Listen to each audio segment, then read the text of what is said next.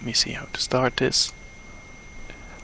For today, this is the overview of what we will be doing. So, of course, we start with an introduction, mainly about what the course is going to look like. The second part will be about the variable flows in the transmission system and why we have more of them now than we had before. And the last part will be on the investments of the power system. Who am I? So my name is Dirk van Hertem. I did the first master degree at Katholieke Hogeschool Kempen in Geel, Belgium. And afterwards I did a Master of Science in Engineering at the KU Leuven in Belgium as well, where I continued to work towards a PhD, which I got last year.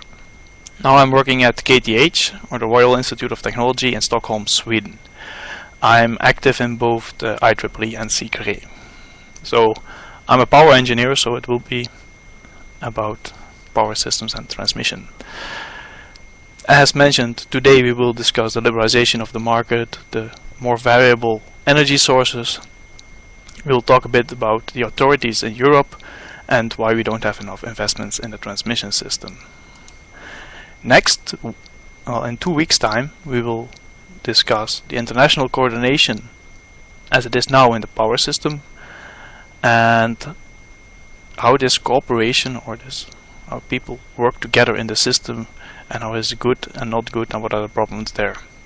We will have a special focus on power flow controllers there, a bit more technical, and it will be also on the coordination and using these power flow controllers, because there are some issues there. The last part is the future supergrid. So everyone is talking about this. This is seen as one of the big advantages in one of the big futures for electricity transmission in Europe, and we are especially going to see how far are we there from getting to the supergrid. I want to spend one slide on what the presentation is about and what it is not. So, as it is, the title is Future Transmission Systems. It is not about the grid of 2050 or 2100 or something like that. It is about the future, or the near future grid. Main focus is Europe, as this is my background. It's also not about smart grids, meaning it's not specifically about smart grids. The things that I mentioned during this presentation do apply to smart grids, and they form part of it, but I'm not going too much in towards the smart grids hype. And then I would like to emphasize that the emphasis is mainly transmission and not on the distribution side. And as we talk about the grid, then we talk about the grid such as usually seen from a grid operator point of view. By the way, some slides, some figures, like as you can see in the KTH logo on the bottom, they didn't come through very optimally, but they should be very nice in the PDF slides. So if you download the slides, the figures should be better. So now we start with the real main part, being the variable flows in the system and what happened since the last 15 years. Well, in the old system, in the deregulated system, we had vertically integrated companies mostly, and as a big advantage of that is that all operational issues were resolved within one company. So generation, transmission, distribution, that was all one company. So that was also the case when investments were done for generation and transmission, and they were linked, they were coordinated. If you wanted to install a nuclear power plant, then it was logical to add the transmission line towards this nuclear power plant, which is no longer the case at this moment because these companies are split. We used to have a synchronous system, or we still have the synchronous system, but the main use of that was to increase security, to have better connections, and in case of emergency to get power from your neighboring countries. There was trade, but it was limited, and the trade that existed was a long-term contract based. So the system was known and it was quite stable. It was not varying that much, so the operator had a very good image of what the system looked like and how the flows through the system were. A second thing that changed 15 years ago is that there was no massive introduction of renewable energy sources and distributed generation. What meant that the generation was centrally planned and centrally controlled.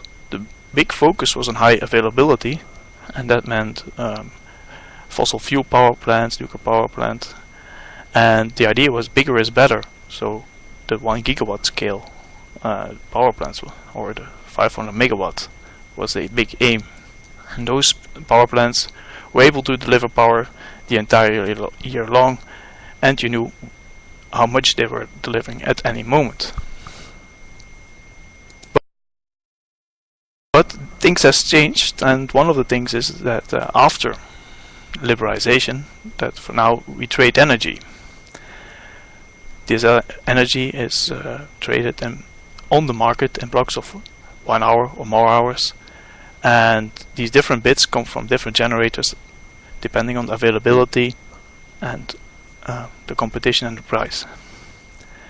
These bits can also come from neighboring systems, so where the energy market used to be very local, it's now getting more open. And this is a good thing because there can be more competition, and the idea is that the prices would go down as such. When a single company offers a block of, let's say, 1 day, it's not necessarily from the same generator, so they can switch generators during the day. This may not happen too often, but this can happen. Because of the trade in electric energy, the flows through the system become more variable, because you have different injections in the system, and as a result the electricity flows change, of course. But this also includes that the transnational flows are changing. Well, they used to be very limited, because only for security and known long-term contracts, so they are now changing much more. The physical flows are also not equal to contracted flows. We have parallel paths which also carry part of the current, and this means that some parties may not know about the flows that are actually passing through their system or will pass through their system. And as a result of that is that we need a higher reserve margin. Because we have this uncertainty in the grid, we have to make sure that we still operate our system to a high level of security. And another thing that's playing part is that the ramping of generators is not immediately, and I have a picture of that later, which makes this a bit more clear. So I said the traditional plant was bigger is better, more economic, and basically we were only limited by technology, and the investments and operation were centrally controlled. The renewables and other smaller distributed energy resources like combined heat and power, they were relatively new. They were not very much used 20 years ago, but at this moment they are very much introduced in the power system. And we can see generation units as small as 1 kilowatt. Many houses have solar PV panels on the rooftop, and these are of course not centrally planned nor centrally controlled, so the operator does not have any influence on them at this moment. And as currently we can only expect that the increase is only going to continue for the next years. And people are even thinking about having electric cars making or being part of this generation part, like their batteries are used as some kind of storage means. Not only are these new generator types not centrally controlled or planned, they also tend to have a very uncertain generation pattern. The power produced by wind is dependent on the wind, of course, and this is a cubic relation. We don't have light during the night, so also no PV power, but you also have clouds, which make a big difference, and CHP output is usually dependent on the heat process, so it's not based on the electricity process, and as such this is also a variable source which cannot really be accounted for. And as a result, again, we have uncertain flows in the power system. Another problem is balancing, and also on this I will have some more figures later. Just to show you, and I think this is fairly known to everyone, yes, we are having more renewable energy sources in the power system. As you can see from the first picture on the left, the share of electricity from renewable energy to gross electricity consumption is rising. In some countries, like the magenta one, it's rising very fast. This is Denmark. In other countries a little bit slower, but still the rise is considerable. On the right hand side is development of wind energy in Europe. It shows an almost exponential increase. Please note the logarithmic scale, and then you can see that indeed a lot more of energy comes from renewable energy sources. And this is good because we are working towards this 2020 agreement, and we're working towards a more sustainable world, so this is needed. Another picture, quite similar, is the number of wind energy installations in Europe, and you can see that every year this increases. And maybe with the crisis there can be a slow decrease, but or a limit of the growth, but there's no real limit at this moment, so we expect this increase to continue for some years to come. A last picture I think about this is the current installed wind in Europe, and here you can see that some countries are really champions in this, and mainly you can see here Germany with 23.9 gigawatt installed, and this was 2008. They added some last year. And Spain, which has 16.7 gigawatt installed, which is an enormous quantity.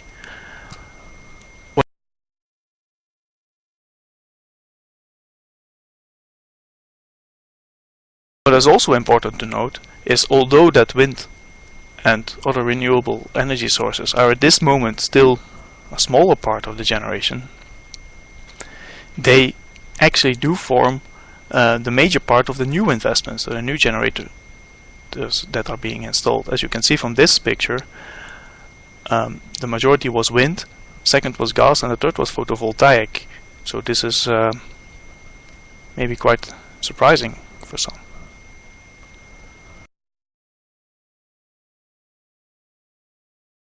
This picture actually looked much better in the original version, so if you check this out in the presentation, the PDF version, you would see some more lines. The basic idea behind this is that the effect on the system is that there is a big difference between those flows that you expect, taking into account the contracted or the scheduled flows based on a day ahead calculation. So as you can see here, this is like a simplified map of Europe, with on the top left you have Belgium, and next to it the Netherlands, Germany, and then central, which is Poland and some other countries, and going down you have France, Spain and Portugal. As you can see in the top left corner, the expected flow was about 1.8 gigawatt from France to Belgium, and about 700 megawatt from Belgium to the Netherlands, and an import from Germany to the Netherlands of 2.1 gigawatt.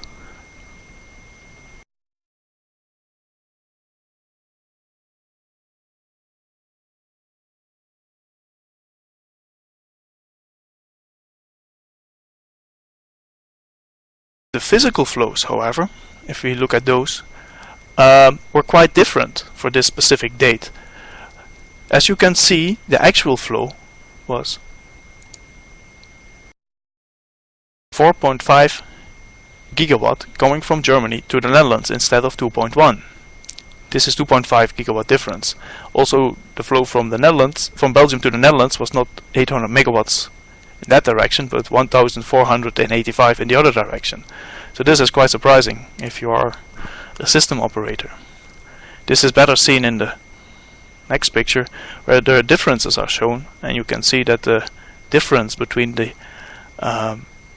expected and the real flows were often over 2 gigawatt, and between France and Germany it was over 4 gigawatt. This is for the system operator, this is a clear problem to operate the system in this uncertainty.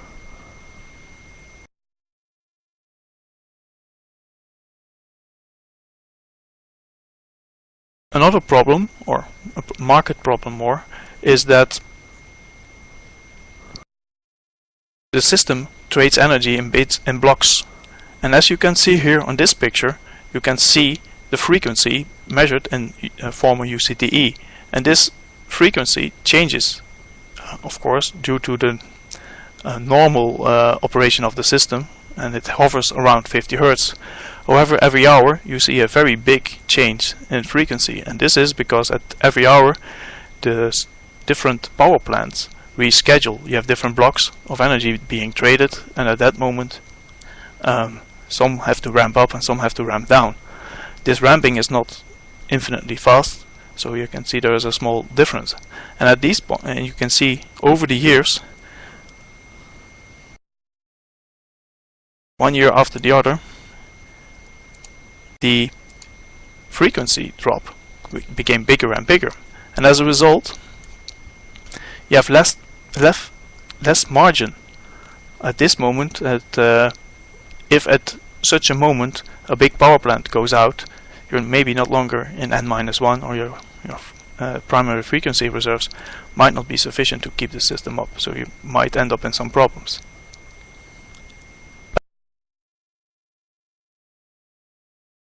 A very similar picture is this picture, where the frequency deviations were the number of minutes that the frequency was about outside the 0.1 Hertz band around 50 Hertz in the Nordel, so this is Scandinavia basically, in that region.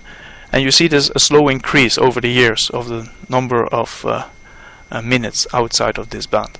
So you can see that the system is operated, it used to be operated at 50 Hertz and it was very constant, and at this moment the system experiences more deviations.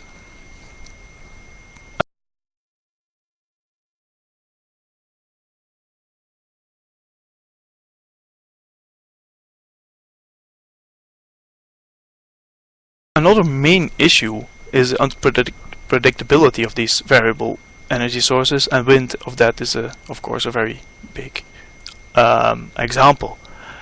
Seen from an international context, this is an example where the wind generated in the EONnet, the former EONnet, which is the dark blue area in Germany, is seen, and this was during the month of November in 2007. These data I got from the website from EONnet.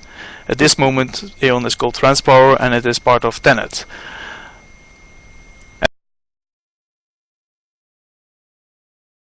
As you can see, the wind variation is very rapid, and it changes a lot during that month. However, this is not terrible for the system operator or for the grid, as long as this is known. So of course you have some predictions, so you're going to forecast how much the wind is, and based on that you're going to schedule your other generators. So what were these other generators? Well, what was the forecast? So the expected day-1 values you can see here. And if you look at this picture, you might think, okay, this is not too bad, and actually these forecasts are quite good, and they are becoming increasingly better. So we hope that well, at a certain moment we will be able to really forecast the wind speeds.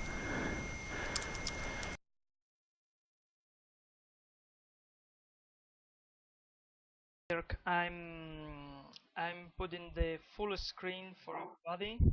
So yeah, picture is getting too small, so let's go for full screen.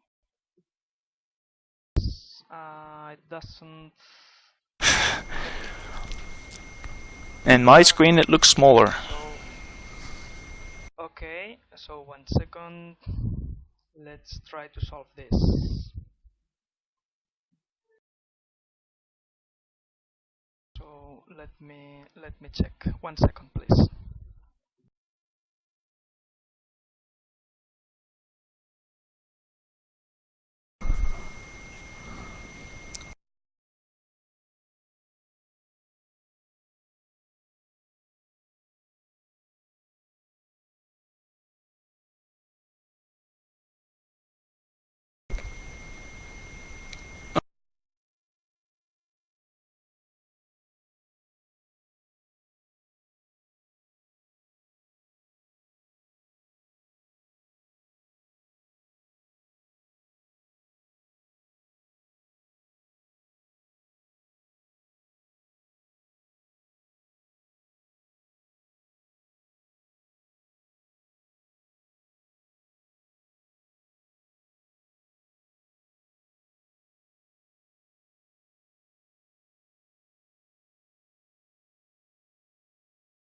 Yes, so we asked to our audience to be 1 minute patience. We are trying to solve the issue with the dimension of the picture. So please remain online. We are solving that. Thank you.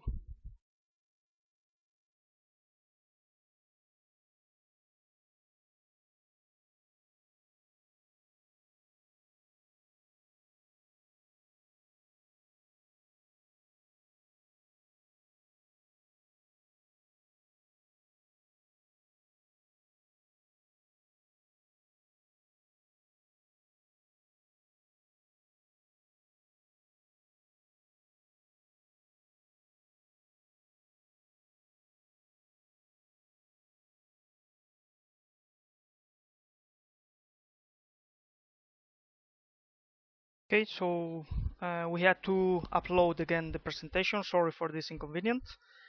In the meanwhile, Dirk, if you want to just summarize what we have seen up to now for our audience, and we will start in about less than 1 minute. Thank you.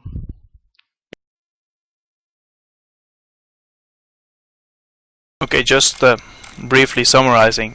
So what we're now talking about is how the power system in Europe is changing because of the new situation, which is the liberalization of the power market, which is well, it was forced upon by the European Union, and because the idea is that with a more liberalized market there would be more competition, and as such there would be lower prices in the power system, and there would be a better operation, a more optimal operation on the power system. In the meanwhile, I see our presentation is back. So we were talking about the variable energy flows that we can expect, or that we experience in the system because of our increased use of renewable energies and because of more trading. So I was explaining the unpredictability of wind in the international context. So in the blue area of the Aeon grid, there was an actual wind measurement as such, which was expected to a certain degree. This expectation you can see here on this picture, which is quite close. I hear that some people say I see nothing. I hope this is not true. In that case, I hope this is fixed by now. So we can see the difference. Yes, I think it should be. Thank you. Sorry, Dirk. I think the image is coming for everybody. Okay. Thank you. Okay, then we can continue. So what is the difference? This is a simple. The green graph is simply showing what is the difference between what we expected and what we actually see. And you can see on a day ahead mark there are some quite big differences.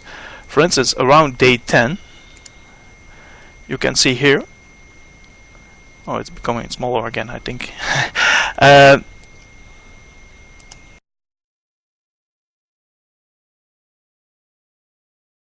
around day 10 you can see minus 2000 and plus 2000 within one day, and 2 gigawatt more or less is very important for any system operator to take care of the system. So there are still some problems. What we can also see from this graph, that there are two big problems. One is that there is a shift in time, that the wind front is coming maybe 1 hour early or 1 hour late, and as such makes a big difference. Another thing that can happen is that the amplitude is a bit more or a bit less. So you have this wind forecast and they're not quite accurate. So these are the two main problems. Why is this important? Well, this is again on the left hand side. You see Germany, and you can see where this wind is installed in Germany. And if you compare the dark blue region with where the bars are, you can see that most of this wind in the dark blue region is in the upper left corner. And this means that you have a lot of generation there localized, and all the other wind is well, there is not much other wind in the south. However, the main power plants of E.ON, and they have to balance their power with their wind generation, is located in the south. That means if they balance the wrong predictions, they have to do it in the south. So you can have a big change in power generation from the north to the south, or from the south to the north, depending on the wind generation. And as a result of that, there are big energy flows throughout Europe. 16% of the energy is going through the Benelux, so to the Netherlands, Belgium, and then back towards the south of Germany. So as such, this local problem, which is in the E.ON grid, causes international problems. Of course, within Germany, within the different control zones in Germany, this problem is even bigger. Of course, everyone is always about wind is very unpredictable.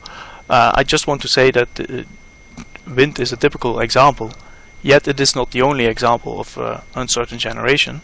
As such, you can see here the generation, or the probability of generation of hydropower in Sweden, and you can see that this can vary quite a lot in these specific river plants, depending on when the ice is melting in the north of Sweden.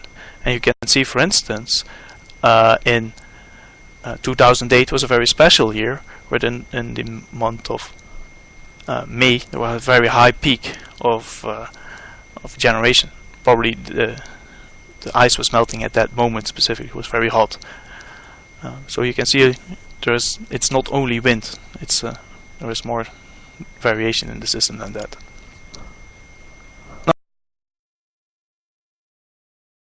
Now, what doesn't help in Europe is that we're not, well, Europe is not one country. Europe is, although it has an influence on the energy market or the energy operation in the different countries, it is not one specific country. For instance, Switzerland, which is in the middle of the European Union, is not part of the European Union itself. And it is also a very important part in the European power system, as a lot of power lines connect to it. Furthermore, you have every TSO, generator and regulator, and everyone is working to his own objectives. They are own companies and they work for themselves. They want to maximize their profit, as is their job to do, of course. And in this world, there is, well, in this setting, there is no single European authority. We have the European Union, which has one surface. Then we have the different synchronous zones, which have all the same frequency at the same moment, and they have a different surface. Some countries are in one and not in the other, and so forth. On the picture of ETSO in the slides, you will see that ETSO combines most of Europe. It's not clear here, but it is the European transmission system operators who are joined. And on the right hand side you see the picture of the different TSOs, the different logos in the different countries, and this throughout Europe. So we have a lot of companies and everyone has his own objective in operating the system. Everyone wants to have his own best effort in making a maximum profit. The European Union for that has made a third package, and in this third package they propose some changes which will help to make a more unified European power system. One of the things that they did is they established ENTSO-E. ENTSO-E is the European Network of Transmission System Operators for Electricity, which is basically ETSO and the different synchronous zones which are combined into one organization. This will be a more technical organization, how the system will be operated. Second, they will establish ACER, or they are establishing ACER at this moment, which is the Agency of Energy Regulators. And the idea is to get one regulating body with binding decision power to complement national regulators. The question is when this ACER will come into effect, and how much influence ACER will have on the different countries or the different independent regulators, because they will still have their own operation of the system. So every regulator will determine the transmission tariffs in his own country and his own investment schemes that will be agreed upon or not. Furthermore, they propose that the cross-border cooperation and investment should be promoted, and they say that there should be more transparency and solidarity, which is of course very nice to say, but the question is how it will be implemented. So the question is whether this third package of the European Union will be enough to make a one single European energy market really work. So maybe there should be a fourth package afterwards.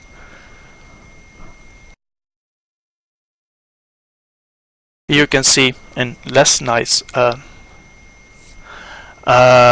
pictures that Europe is also trying to make the internal European energy market more active by having like local organizations that work closer together. For instance, these European regional initiatives, they overlap. For instance, the northern one composes of Scandinavia and Germany and Poland, while Germany is also in the Central West and the Central group. ENTSO-E is as I mentioned, the organization which composes of both the synchronous zones and ETSO.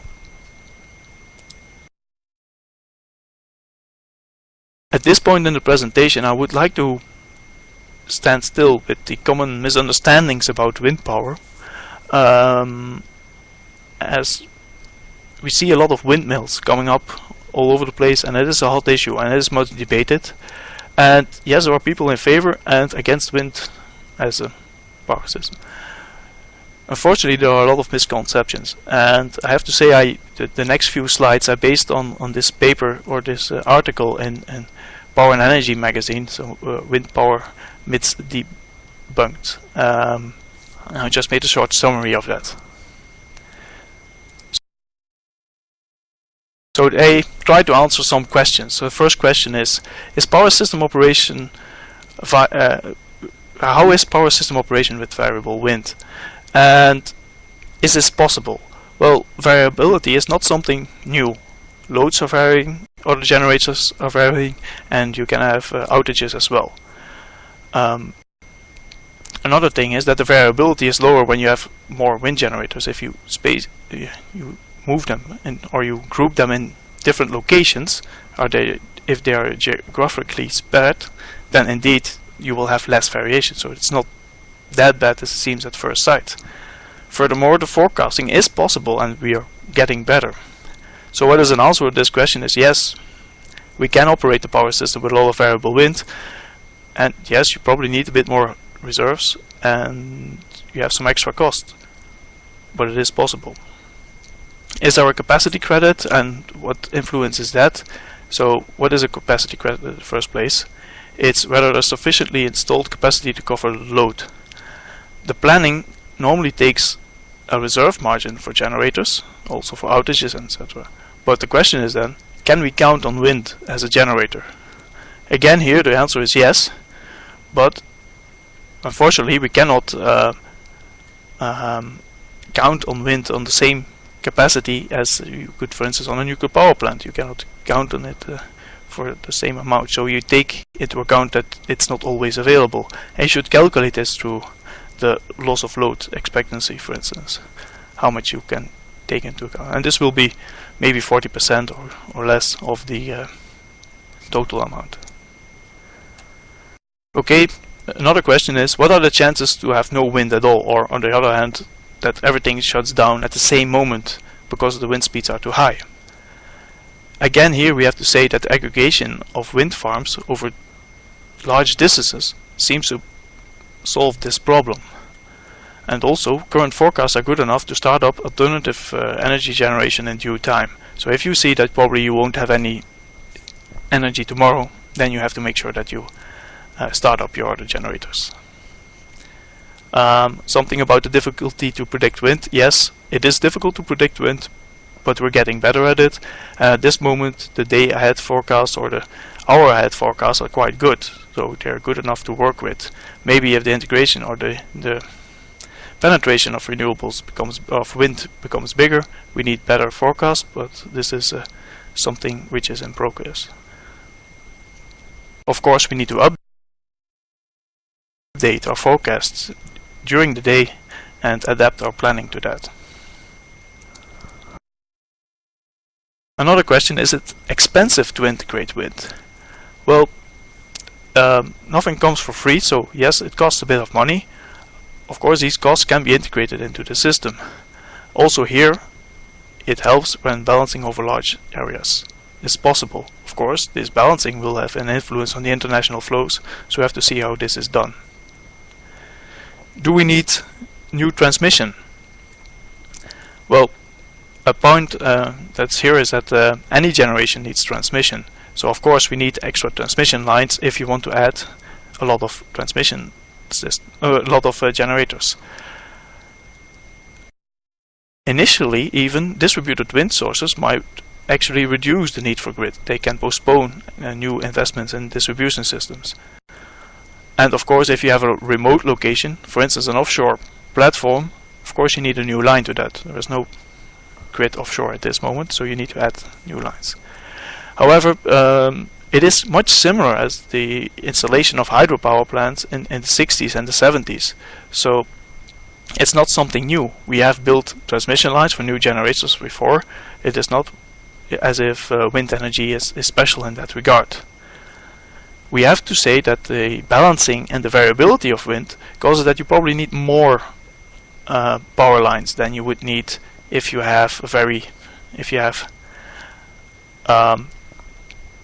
would compare it with a hydropower plant.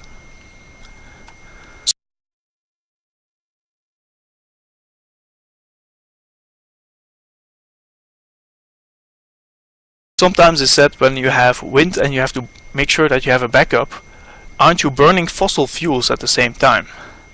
Well, the thing is, you need backup, you need reserves. But in practice this is done by using existing generation not working at 100% capacity, but say 80% or with a certain margin. And maybe, well, and you can control them to operate at the correct moment when you need them. You can also use controllable generation such as hydro, where you store the energy in the hydro in the basin, where you change the level of the basin a little bit. As such, you don't have any dedicated backup system. Even if you would have this system running at a very low load and a reasonable low emissions at that moment. So system-wide seen, the CO2 is saved and fossil fuel consumption will be decreased. Although of course a single machine might have a slightly lower efficiency. They will not work at 100% efficiency, but this is not a real problem if you look at the whole. Another issue is storage. Do we need storage if we operate the power system? Well, we use the grid itself as a storage device by balancing different variable energy sources. So as such, at this moment we use the power system itself. We use the balancing power of other generators somewhere else, and so we spare a little bit of coal or gas while we have some excess wind energy, and we burn some extra if we have to fuel. As such, this is kind of storage as well.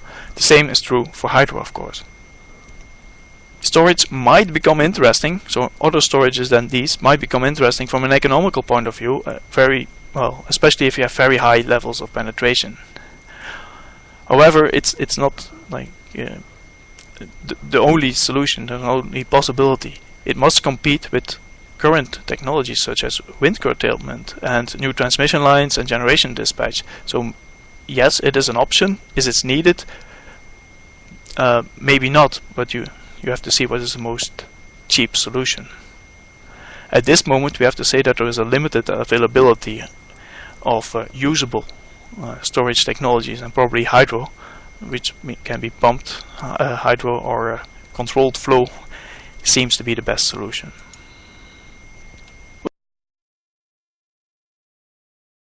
Well, another question is, does wind generation measure up taking capacity factor into account? And the question here is not really a question that's easy to answer, but this is purely economic consideration. How much costs a kilowatt hour, and are you willing to pay for that? So this is a specific solution. Well, it may sound easy, but this is something the project manager should calculate and see, or the investor should calculate and see whether it competes with the current market. Is there a limit to the accommodation of wind? How much can we take into the system? Well, first of all, there is for sure an economic limit. But this economic limit is linked to how much do we want to pay for our green and CO2-free society, which is sustainable and all the good. And if we want to pay a lot for that, we can go far, of course. It's also dependent on the grid itself. What do we now have at this moment? Maybe we can make some changes which makes more integration more possible, but that probably will come at a cost. Technically seen, there is no clear limit, because you can both control active and reactive power of these devices. However, this will require a lot of changes in the power system. Okay, this is part 1. The second part will be on the investments in the power system. As I think we're slightly behind of schedule, I will just start with it.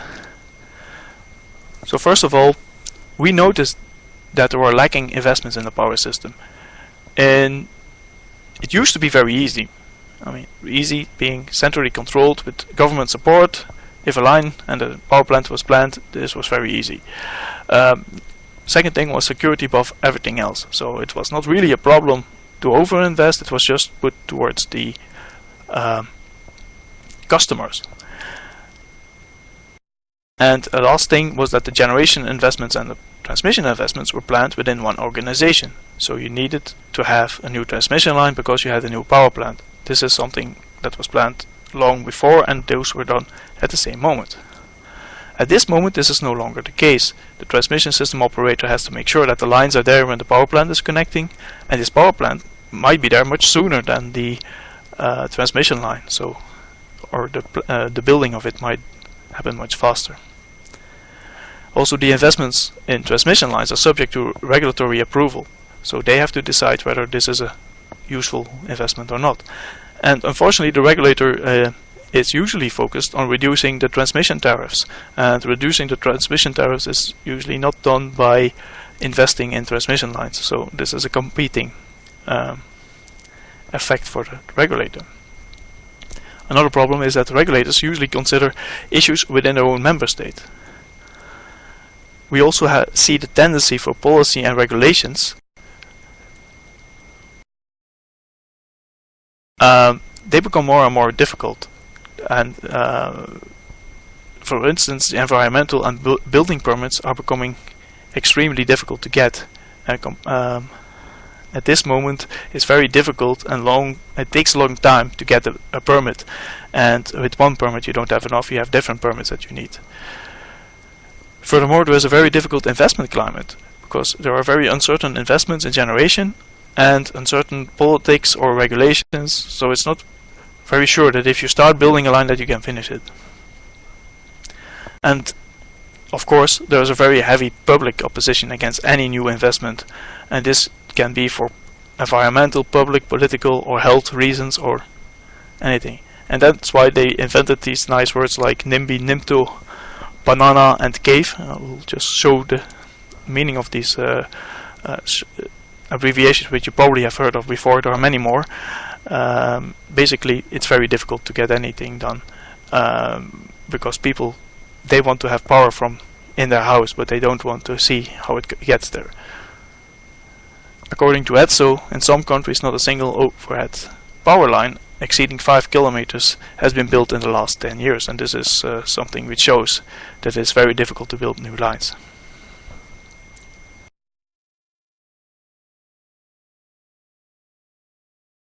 Another fact that we have to acknowledge is that the grid is now about 40 years old.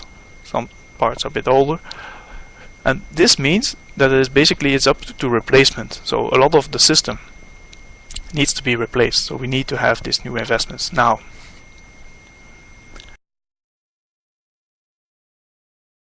Cross-border investments seem to be especially difficult. Why is this? Well, they used to be weak, so they were only there for the synchronous zones to have this emergency rescue, and that meant that the trading was the flows were quite limited. At this moment there are much more flows. That means that they are quite overloaded. So that's the first place to invest. The price difference between the different zones, you can see them that they're typically on the borders. Another thing that is an issue is the uncertainty about what is happening abroad. You have limited knowledge about how the grid is developing there, how the generation investments are there, so this is a difficult investment decision. And of course there are different policies and requirements across borders. And finally there is a paradox on investing in transmission lines for other beneficiaries. I have some slides on that to show you what I mean with this. So take this very simple example where you have a two-zone system where you have parallel flow, and there is a north-south flow, and of course a part of this flow is going to zone A, and because of this flow A experiences congestion in his system. There are different solutions for this problem. The first solution is that A builds a power line in his system. He improves the system in his own zone. However, this is a bad solution for A because he has to invest in his system, and his customers, being the people living in zone A, will have to pay for this new power line, which is of course being installed there, and it will become visible in their tariffs, and the problem itself is caused by zone B. A better solution would be if zone B would invest in this system, but there is no reason for that, as zone B doesn't really experience this problem in his system. The problem would be solved as such, but the regulator there doesn't see any reason, or the transmission system operator doesn't see any reason to invest there.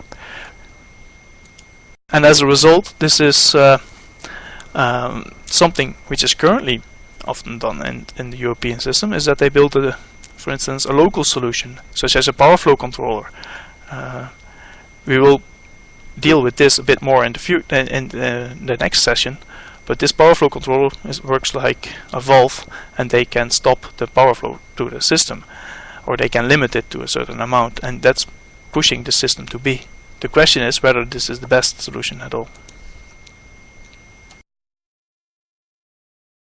I think many of you have seen this picture. This is the current priority interconnection plan of Europe. This is where the points of interest are for Europe, where there should be new power lines, and you can see all the purple lines.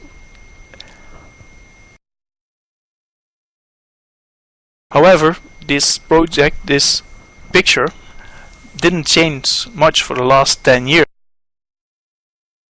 and that's because although everyone knew that there should be new lines or new investments, not too many were realized. Reasons were given somewhere in an 10A document, and there were different obstacles for building these new lines. they are just listed here. The most important one was the authorization procedure and legal framework, number 7, with 12 projects. The second one was electromagnetic fields. Although no scientific proof has been given that electromagnetic fields actually do cause cancer or whatever, still it's seen as a very hot topic, and it's it would be very nice if there would be some conclusion about this, whether it actually does harm people or not, but people just don't believe scientists when they say it's okay. Furthermore, there are important things like the environmental issues and grid issues that were important as well as visual impact and crossing densely populated areas, which was also an important limitation to building these new lines. In this part I want to emphasize why the renewables are a very important aspect of having new generation. As mentioned, any generation needs transmission, and unfortunately renewables are often located at remote locations. Of course, this is especially the case for wind. Nobody wants that in his backyard, and it's evident for offshore.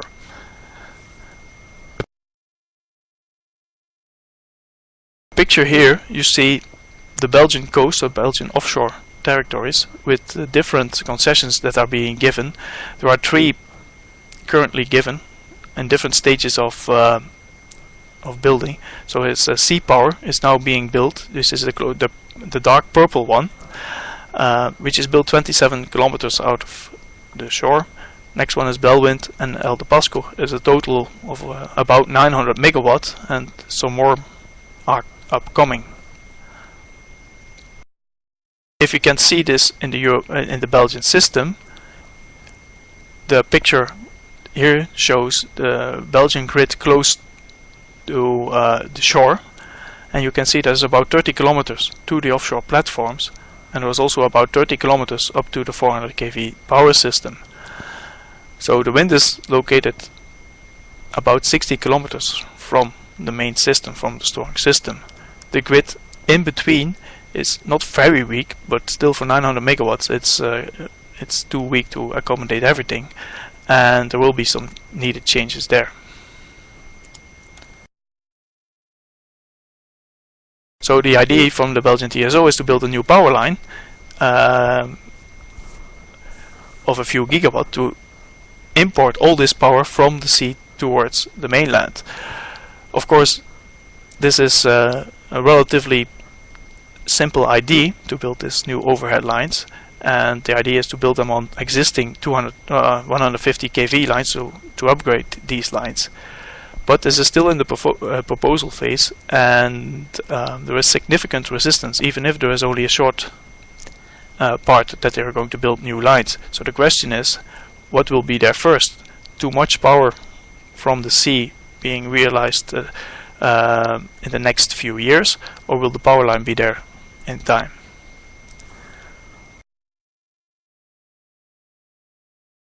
This picture, also from Power and Energy magazine of last month or end of last year, shows what the United States are needing to invest in their system to accommodate all this 20% of renewables that they wanted to have. And you can see that the mid, where they expect to have a lot of wind, will be connected to the load centers in the east, in the regions outside New York.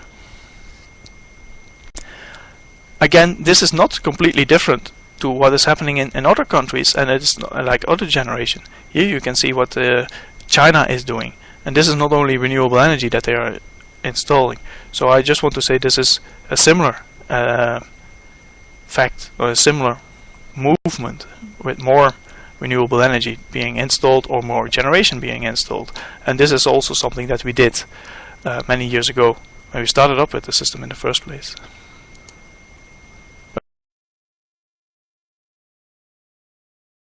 A short part on the different investment technologies that can be used. First of all, the traditional solution is use overhead lines. I mean, everyone has seen them. They're very nice if you're an engineer. Unfortunately, most other people don't really like them. The advantages are that they are very well-known technology, and this is important for the TSO, which are usually quite traditional in their operation. You can buy them for very high power ratings and also for long distances, so it's very easy to build them and very cheap. You can build them without any problems. The terrain is usually not really an issue. They have some issues though. They are clearly visible, and if you can see them, you are also more afraid of the electromagnetic fields that are generated from them. Even if a cable has a much higher electromagnetic field right above it on the ground, people still don't mind it as much as this big power line which is next to them. They just don't believe that it doesn't cause any harm. Of course, also this thing is very big, so you need a significant right of way. You have some evolutions which make it better or make it more acceptable. You have fixed insulators which make it less impressive. You can use composite materials or for the pylons, and you can even use high temperature conductors which allow higher ratings so that you have more power to the same system. But in general, permitting is very difficult, and you can expect a lot of siting opposition if you want to put some pylon somewhere. Another option is to uprate or upgrade your system. So what is uprating is using the same system but with a higher capacity of the lines. This can be done by, for instance, using high temperature conductors as one option. And also another option is, of course, adding a second circuit to an existing circuit. Another option is to increase the voltage. If you can double the voltage, you can increase the power by 4, which is of course ideal if you can do it. But of course, this may need new pylons, or this might need new insulators for sure. The advantage of uprating or upgrading existing circuits is that you don't need any new right of way, and usually people don't really mind if you put this, if they are used to the pylon at a certain place. It's easier to get a permit to get it a new one there. It's also very quick in installation, and the permitting should be very easy. Unfortunately, the application is quite limited. Cable technology is maybe the hope of many, and it is an interesting technology. However, at transmission voltages, it is fairly new. So at 400 kV, a new cable is actually high-tech technology. Another disadvantage is it's quite expensive. It's several times more expensive than an overhead line, at least at transmission voltages. Furthermore, on land you have only 1 kilometer pieces, which makes them expensive, plus the joints are difficult to install, and you have sometimes more faults in the system. If you have long lines, you need compensation. There is a typo here. So the maximum line length at 400 kilovolt and not kilometer is seriously limited by the charging current. So you can only have a system about 30 to 40 kilometers, depending on how the setup is. At this moment, only no 400 kV installations of more than 20 kilometers exist, and that means that C cables at 400 kV are very difficult. At this moment, we don't really see them. They might be there in the future, but they need some changes. The EMF, as said before, is higher if you're close by, but once you're outside the range, a few meters from it, its far field is considerably lower, and you can limit this by shielding. It was expected that permitting can be quite rapid, but in some cases, it just doesn't. In some cases, it even has been impossible to put a cable in the ground for fear of electromagnetic fields. Two similar options are GIL, which is gas insulated lines. They can be an option. Unfortunately, it's not too mature for long distances, and high temperature superconductors, and this is really a bit further in the future.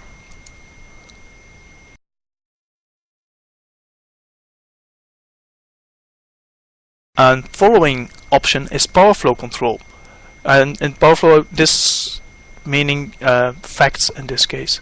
These power flow controllers, they operate as a valve, limiting or increasing the power flow through a line. As such, they are a local solution, so you put them in your own substation. That means that one operator can install them, and the other system operators don't really have an influence on that. They can add some dynamic control capabilities, and they are fully controllable. That means that you have a flexible system. They are very cheap, but the problem is that they only postpone structural investments, so they are like a patchwork, but they don't really add to the complete system. The last technology that I want to briefly discuss, I will talk more about HVDC next week or in 2 weeks time, is the HVDC system. These systems are, well, you have two systems, line commutated or VSC, but they offer quite low line losses and a very cheap cable. Also, you don't have any capacity problem, so you can make very long cables. The big problem is that they are very expensive for converters. They are cheap on longer distances and in special cases. Of course, you don't have any AC EMF, which makes it more easy to sell to the people, and they have a smaller right of way. Furthermore, the controllability gives you the same advantages as in the previous slide, and therefore it's also expected that permitting should be relatively easy. Summing this up, I'm sorry, first this slide. So here you can see the typical graph of when AC or DC is the most interesting solution, and if you go for cable solutions, this is very soon. It's already after 30 to 40 kilometers, depending on the case. If you go for overhead lines or cable compared to overhead lines, then this is much further, from more than 400 to maybe 500 or 600 kilometers, so very long distances. The difference between Europe and China is because in Europe usually you have more difficulties getting a straight line, or is more requirements for the substations, such as sound protection or whatever. So usually in Europe the installation is slightly more expensive than the same installation or the same transmission installation installed. So if you just compare them, you can see you can add up all the different advantages and disadvantages. And on this slide we have the technical advantages, and if we look at this system, at the different systems, I just want to emphasize that usually AC overhead lines, if you look at the technical advantages, AC overhead line is winning most of the time. It's cheap, it's very robust, and it is an easy solution. You don't have any limitations, and it's the preferred solution for most technical people. Although that the FACTS and HVDC solutions have some advantages, they're more expensive. And also this is what is usually in the corporate advertisements, and the problem is that it doesn't work at this moment because people are not able to install based on these facts, because we have to look at the properties that really object us when we want to invest this. And if you see that EMF and our environment and these issues are important for the people or important for the project not being built, we have to consider other opportunities. So in this table I'm not going to go into detail because I'm already over time, but you can see some pluses and minuses, and you can see that the more expensive solutions such as cable and power flow control and HVDC have more advantages if you look at these reasons for not building a new transmission line.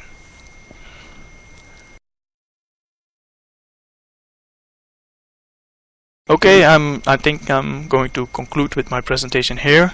So what did we discuss? So the power system is changing. It is going into a new operation mode. the technical operation of the system is different than it was before.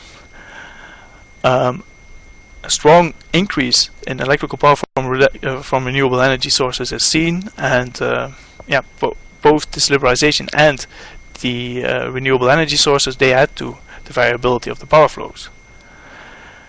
Unfortunately, as a result of this, we have a very high uncertainty margin. Often we perceive problems because of this at the international borders, and because we don't have a system with a real internal European market as we would like to have it, we experience some problems. A good solution would be to have an investment in the power system, more investments. If you add more lines, if you have this copper plate that is sometimes mentioned, most problems are solved. Unfortunately, this is not the case. And as a last thing that I would like to say is that the TSO is usually focused on overhead lines as a first solution because this is the cheapest. But there are other solutions as well, and they might allow easier permitting or easier installation in the end. My last slide is, are there any questions?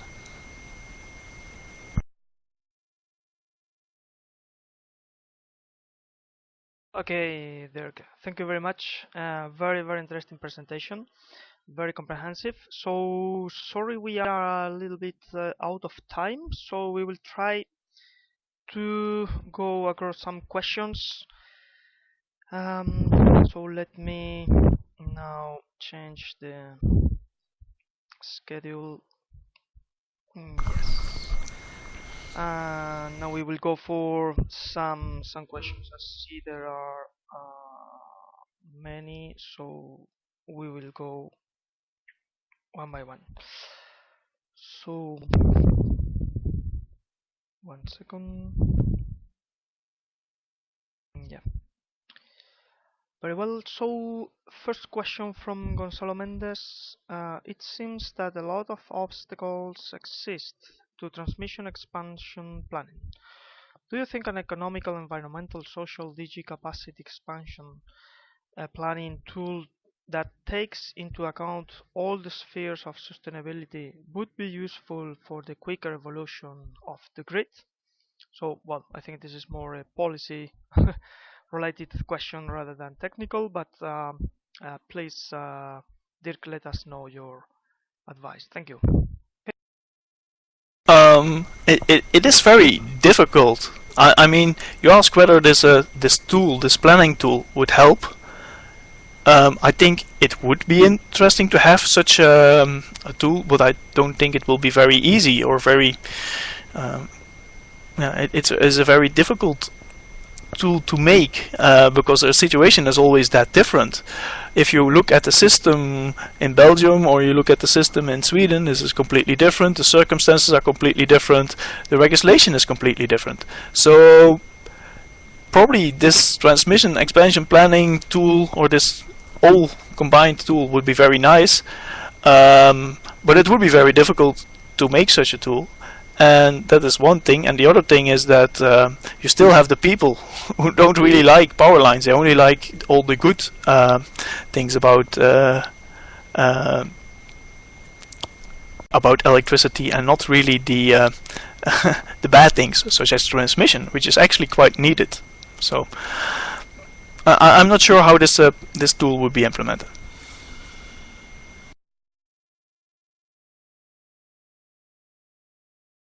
Very well. So next question from Michael Kelly. What's the present use or benefit of synchrophasors? Thank you. Okay, so I think you mean PMU devices, so phase measurement units.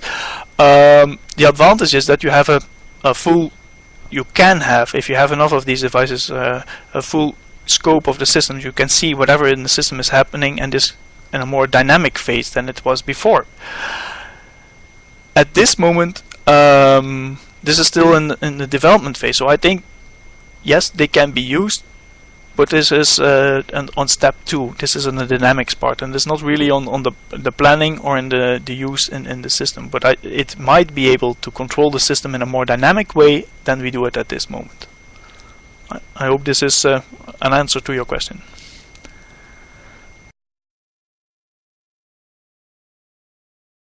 Okay, thank you very much. So next question from Anthony Walsh. What about high temperature low sag conductors to operate existing lines? Thank you. Yeah, I mentioned this in my slide. I didn't go too much into detail, but yes, this is an option. So this is high temperature low sag conductors. This is basically you use the same kind of line, well, the same towers and the same system, only you put a different line on it which can have a higher temperature, and that means a higher current to the same line. And yes, this is an option. Note that this usually is not perfect option, because the increment is only 10, 20, 30%, maybe 40%, but it is not a doubling of the transmission capacity. So this can be a good solution. This can be an extension of the problem for a few years. So it is definitely something that you should take into account when you do your upgrading planning.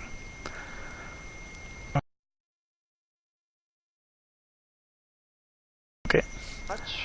So, while being conscious of the time, I think we will go for 1 or 2 additional questions, and then the rest we will try to either respond in a written mode or try to get an answer in the coming session. So we will proceed with another question. So let me check. In the meantime, I saw someone asking what is right of way, and right of way is basically the width of the path where you put your line. So how much public property that you have to remove. So great, thank you.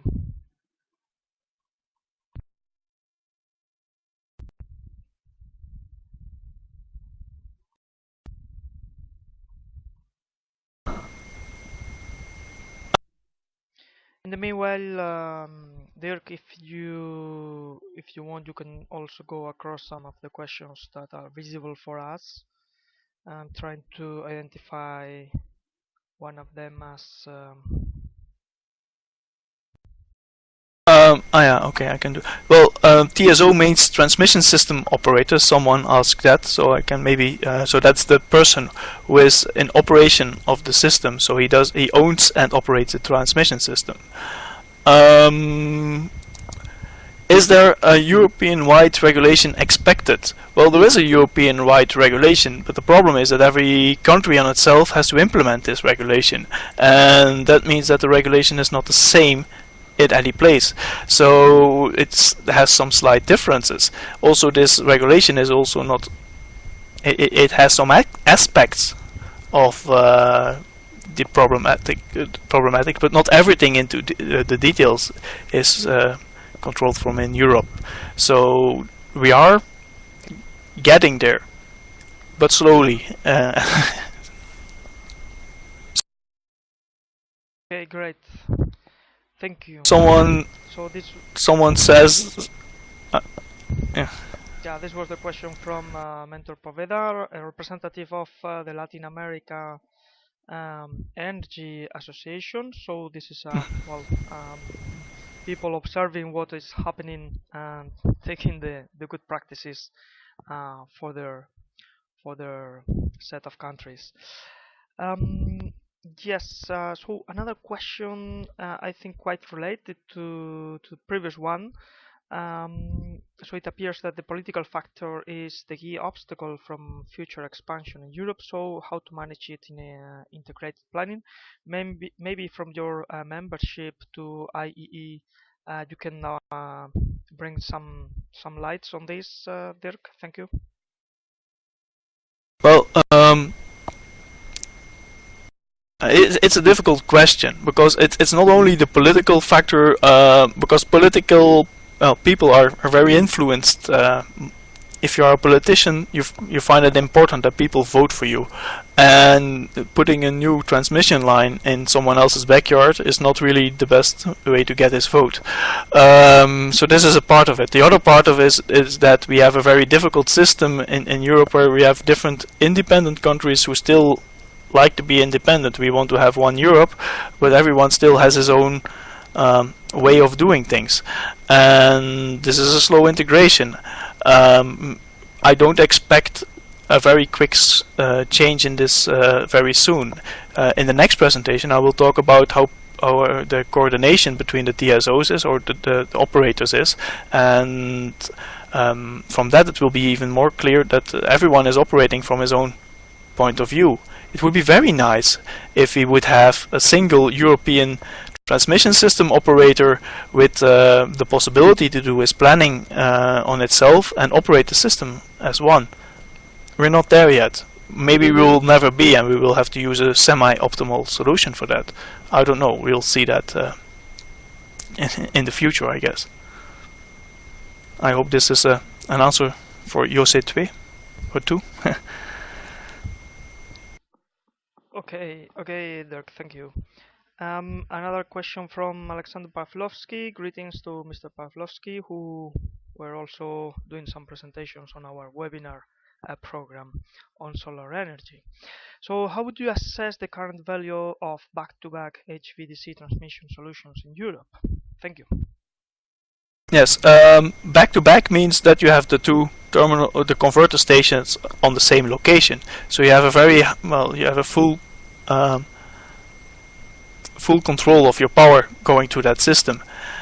At this moment, I don't see a real use for the back-to-back HVDC system in Europe, unless it is between different transmission, between different synchronous zones. For instance, towards the Russian system, or the Eastern Europe, the IPS UPS system. There it might be interesting to have a back-to-back solution. Within Europe, I think they are a bit too expensive. You can have similar effects with cheaper devices. So at this moment, the back-to-back within the synchronous zones, I see not too much coming there. Very well, so thank you very much. I think we have to adjourn now. So see you in about 15 days for the second session. And next week we will also have the first lesson on concentrated solar power technologies. So if it can be of interest for you. So now, Dirk, I let you say goodbye to our audience and any message for the coming webinar. And Hans, if you as well, if you have something to add, you are welcome. Thank you very much. Yeah, I just want to. There are still some questions which are not answered. I will try to make a very short document with question and answer to that by next time. I try to get his answers, and the next time we will talk about this coordination in the system, and it will be a bit more technical because it will also talk about the transmission system with power flow controllers and the multi-terminal HVDC or the supergrid, which will be there hopefully, or maybe not. We'll see that. Okay, thank you for attending the meeting and the interesting questions. Thank you. Goodbye.